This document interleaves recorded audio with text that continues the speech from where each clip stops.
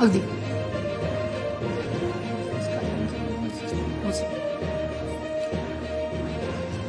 आणि यानंतर मी राज्याचे सांस्कृतिक कार्यमंत्री श्री आशिष शेलारजी यांना सुद्धा विनंती करतो की त्यांनी कृपया व्यासपीठावर यावं आणि या दोन्ही दिग्गज नेत्यांचं स्वागत करण्यासाठी मी मंचावर आमंत्रित करतो स्कायलाईन ग्रुप ऑफ इंडस्ट्रीजचे डिरेक्टर श्री सौरभ मेहता यांना.